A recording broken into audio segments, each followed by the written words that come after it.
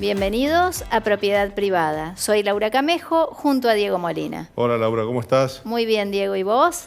Bien, muy bien. Y hoy vamos a hablar de autoprotección.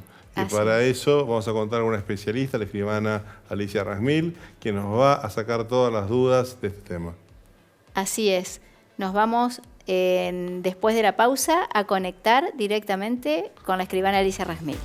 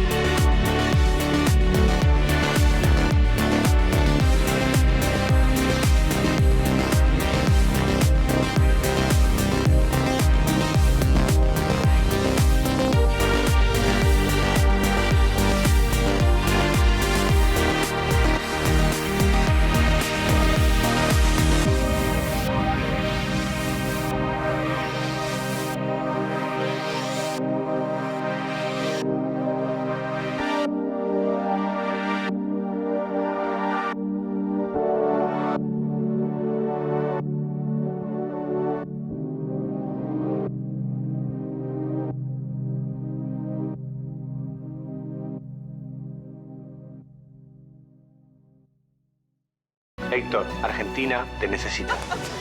¿Contamos con vos? ¡Conta conmigo, papá! Quiere que vuelva. Esto es 1 a 1, Pablo. Hay que convocarlos a todos. Pensá en macro. El sábado 9 de noviembre, los escribanos y escribanas asesorarán en diversos temas importantes para vos y tu familia, como directivas anticipadas de salud, medidas de autoprotección, autorizaciones para conducir vehículos, autorizaciones de viaje a menores de edad, uniones convivenciales, régimen patrimonial del matrimonio, pactos de convivencia, protección de la vivienda familiar, antes llamado bien de familia, donaciones, testamentos, compraventas de inmuebles, sociedades, contratos y muchos temas más. Los notarios y notarias de la República Argentina responderán tus preguntas y te brindarán la orientación jurídica que necesitas. Consulta al Colegio de Escribanos de tu provincia para más información. Luis Ferreira brinda asesoramiento en seguros para escribanos y tecnología aplicada a la autogestión.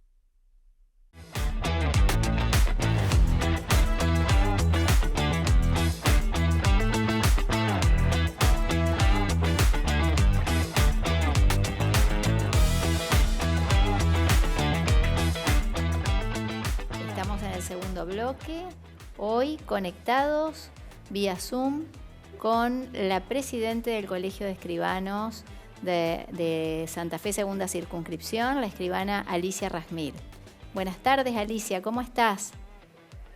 Buenas tardes, Laura, Diego. Bien, muy bien y muy contenta de estar acá, aunque sea a través de la pantalla. Bueno, es importante que te acercamos al programa y de esta forma poder hablar de un tema que es muy importante, que nosotros lo hemos tocado algunas veces en el programa y nos vuelven a preguntar y bueno, y te escuché hablar también en el Congreso Mundial de Personas Mayores y de Adultos, y me parece que es hora también de hablar en virtud también de la población argentina, del envejecimiento, de todo lo que tiene que ver con nosotros como notarios en la protección de los derechos. Y bueno, me parece que sería importante que nos empieces a contar un poquito del tema, cómo surge el tema de la autoprotección, que has escrito tanto y estudiado tanto el tema de tantos años. Bueno, en realidad este tema surge hace muchos años ya que ha surgido a partir de requerimientos de las propias personas. En la Argentina este tema surge en el ámbito notarial, a través de planteos de nuestros clientes, de personas que empezaron a preocuparse por su futuro y el deseo de que se respete su voluntad en el futuro si en algún momento se encuentran ante una situación de vulnerabilidad que les genera una pérdida de autonomía, una pérdida de discernimiento, que les imposibilita decidir por sí mismos. ¿Por qué se llega a esto, Diego? ¿Por qué aparece esta inquietud? De golpe, en 1998 en la jornada, se plantea por primera vez en la jornada de Veracruz, en México, las jornadas iberoamericanas notariales. Lo plantea la delegación española y le surge este nombre de autoprotección. ¿Y por qué se empieza? Y cada vez se empieza a plantear con más insistencia. ¿Por qué? Porque hay grandes cambios culturales, sociales, médicos, los avances tremendos en la ingeniería genética, las transformaciones de las familias, la fragmentación de las familias, y yo creo que es fundamental el desarrollo y la positivización de los derechos humanos. Las personas comenzaron a conocer que tienen derechos. Estos derechos que se plasman a través de grandes convenciones realmente garantizan y reconocen fundamentalmente el derecho de todas las personas, más allá de sus circunstancias, más allá de sus deficiencias, de sus limitaciones, el derecho de todas las personas a decidir sobre su propia vida, a decidir sobre sí mismo y sobre sus bienes. Entonces, el tema, ¿a qué se refiere? Hoy nosotros estamos lúcidos, yo hoy estoy lúcida, se supone por lo menos, y ¿quién va a dudar que voy a decidir todo lo que quiero en el día? Y voy a decidir sobre cuestiones superfluas, cotidianas, pero también sobre cuestiones fundamentales que hacen a mi salud, que hacen a un montón de situaciones de mi vida personal.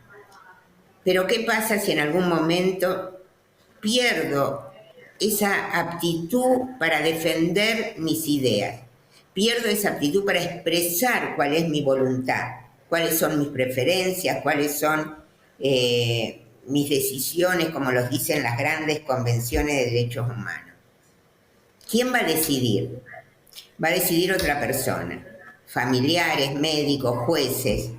¿Y cómo van a decidir? De acuerdo a mis propios valores, convicciones, creencias, principios, deseos, o aún en el mejor de los casos, de acuerdo a lo que ellos piensan que sea mejor para mí. Entonces, de lo que se trata es de dar esa respuesta a las personas que están preocupadas, que quieren planificar su proyecto de vida, para que en el futuro sus decisiones se respeten aunque no puedan expresarlas, para sostener su dignidad y su calidad de vida. Concretamente, estamos hablando de un documento notarial donde una persona deja plasmado, expresado de manera fehaciente cuáles son sus inquietudes, sus deseos, sus temores, sus directivas, Siempre nosotros le decimos autorreferentes, son cuestiones autorreferentes, quiere decir que son cuestiones sobre sí misma, no sobre un tercero, no sobre un hijo, no sobre un pariente. Yo decido sobre mí y mis bienes. ¿Y por qué lo tengo que dejar plasmado? Porque el día de mañana, si no lo puedo expresar, necesito un documento fehaciente como una escritura pública, donde ante un escribano expresé cuál es mi voluntad para el futuro, en distintos aspectos, muy amplios son los aspectos. Y también dejé nombrada a la persona de confianza para que haga cumplir mis directivas. Es tan importante Y en lo que eso decís, fuimos Alicia. trabajando y desarrollando cada vez más. Es tan importante lo que decís, Alicia, porque lo vemos a diario en la televisión con personalidades conocidas que por ahí tienen una internación de golpe. Y bueno, dejó plasmado dónde quiero que me atiendan, cómo quiero que me atiendan, qué hacen con mis bienes, cuáles son todas. Todo eso se puede plasmar en una escritura pública para el día de mañana, si se da esa lamentable situación de no poder manifestar en ese momento por una enfermedad o por un accidente, tenerlo documentado y que se cumpla la voluntad. Y es una forma de proteger los derechos. Es una forma de garantizar los derechos de todas las personas en situaciones de vulnerabilidad. Vos fijate, Diego, que cuando en la vejez es muy común que la voluntad de las personas mayores deja de tener trascendencia. Se las deja de escuchar como si no supieran qué es lo mejor para sí mismas, porque en realidad de lo que estamos hablando es decidir sobre mi vida. Y esto es muy común. Vemos muchos casos de personas mayores que son contra su voluntad internadas en una institución gerontológica y que se decide cuestiones que van para las que no se les da ninguna participación porque se considera no sabe. El viejo o la vieja no sabe. Entonces es algo muy común que debemos desterrar. Primero, difundiendo en las personas mayores primero que los derechos que tienen derecho a decidir, a elegir con quién vivir, dónde quieren vivir, cómo quieren vivir, mientras tengan aptitudes suficientes para ellos, y dejarlo plasmado en un documento para que si pierden esas aptitudes de poder expresarse, haya obligación, esté garantizado que se van a respetar.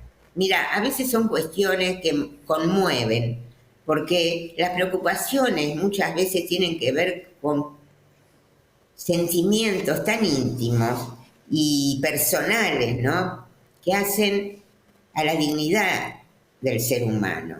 ¿Qué hago con mis mascotas? Es muy común. Nosotros que otorgamos actos de autoprotección en escritura pública, porque la escritura pública es lo que le va a dar a las personas la seguridad de que ese documento va a ser conocido, no se va a perder y va a dar fe de su voluntad en el momento que sea necesario. Se inscribe en un registro, o sea que va a tener publicidad, para que jueces, médicos, quien deba decidir, se entere de la voluntad.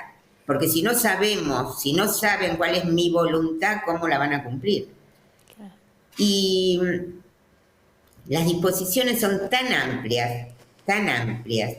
Lo que decía Alicia recién de las mascotas, que es algo que es tan diario y común, pero tan importante. Una persona que vive sola con su mascota y quiere también, lo puede dejar plasmado en un documento también. Totalmente, y es muy común, es frecuente. Es frecuente que dejan plasmado que no me separen de mis mascotas, aunque yo no esté lúcido, que mi mascota me acompañe siempre, cómo se la debe cuidar a la mascota. Es una preocupación, y a veces otras cuestiones que hacen, por ejemplo, a la coquetería, que me pinten las uñas todos los sábados, que me traigan el diario, que venga el cura con quien... a donde va a misa todos los días y no me pueden llevar a misa, que me traiga al padre. Y así cuestiones que nadie podría decidir, otra persona no lo tomarían en cuenta. Y eso tiene que ver con sostener la dignidad hasta el fin de nuestras vidas, porque seguimos siendo personas y seguimos siendo personas con derechos. A eso apunta. Y también tiene otra faceta, Laura, Diego. ¿Cuál es? Aliviar a las familias. Es un gran alivio para la familia, para el médico que tiene que decidir, para el juez que tiene que nombrar un representante, un apoyo. Un gran alivio que yo haya dejado plasmado cuando estaba lúcida todas las respuestas que necesitan. Yo le hayas dicho, no quiero encarnizamiento terapéutico. Entonces no tienen que las familias estar discutiendo, yo no quiero, que le hagan todo lo que haya que hacer, que la desconecten para que no sufra. No, les ahorro todas esas decisiones tan traumáticas, tan tremendas y que dejan huella, dejan problemas familiares, dejan culpa. Lo decido yo, nadie decide por mí.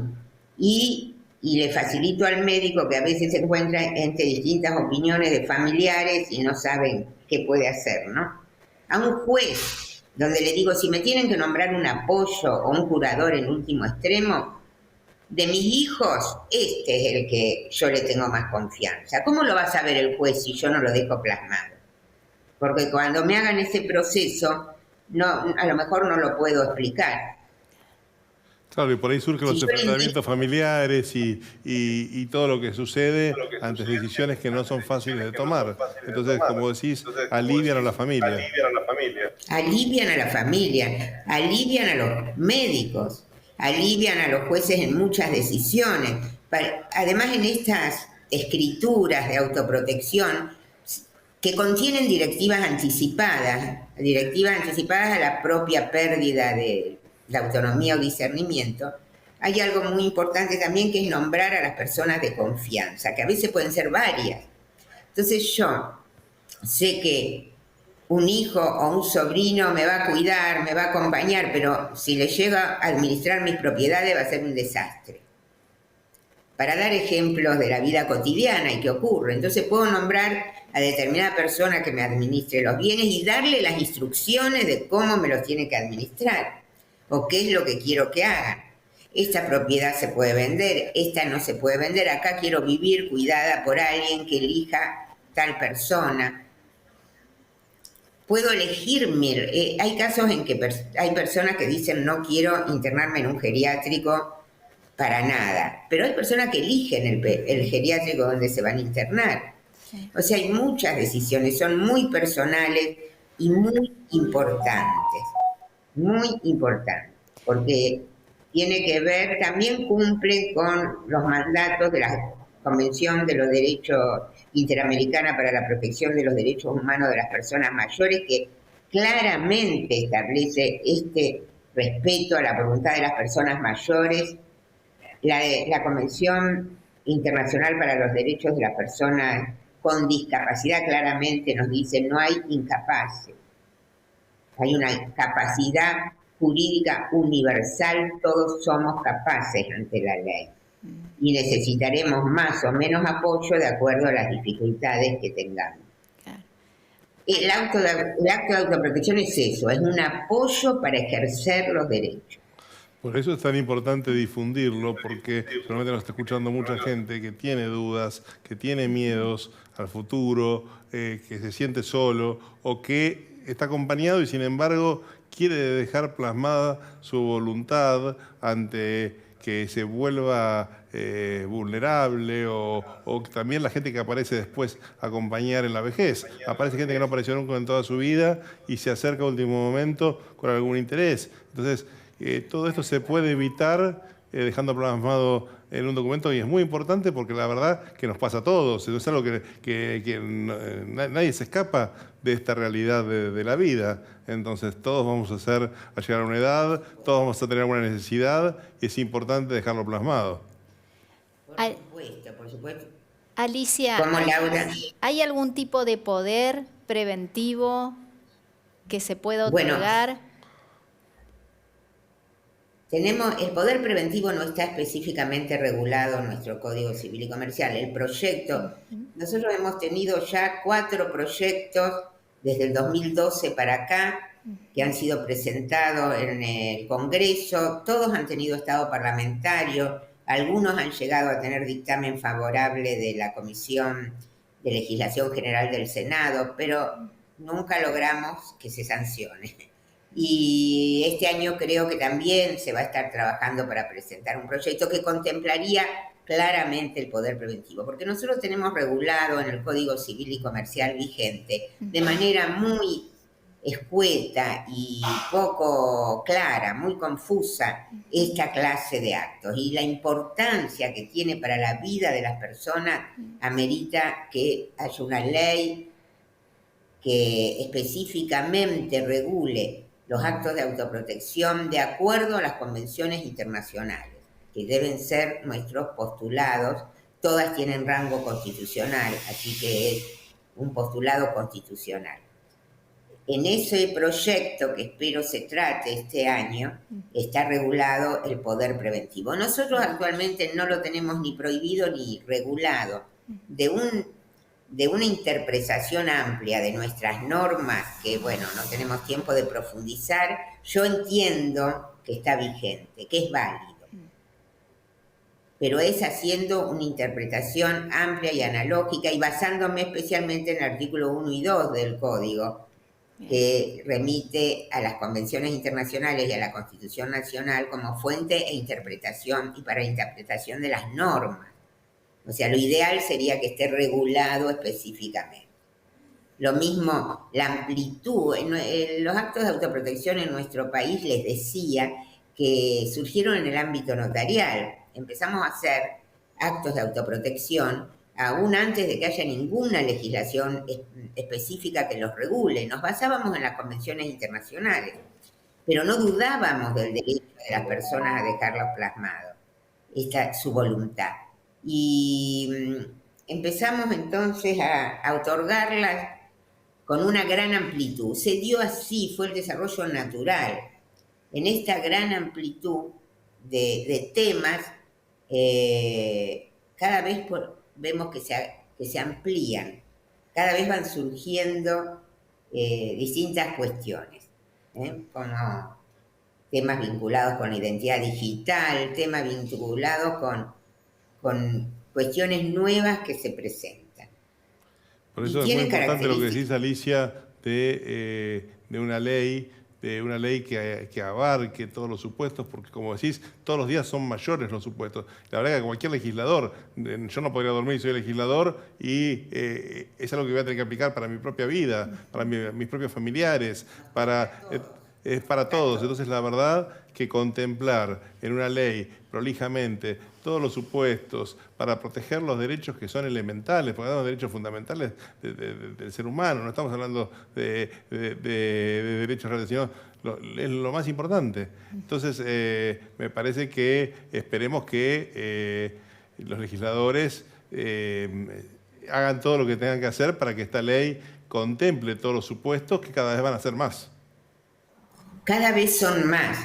Y lógicamente el poder preventivo que me preguntabas, Laura, es una herramienta muy importante que no está específicamente regulada. Entonces, bueno, haciendo, como les decía, una interpretación amplia, yo lo puedo hacer. Mi duda es como no está regulada específicamente y como cuando se va a emplear el otorgante del poder no va a poder defenderlo, mi duda es que si no...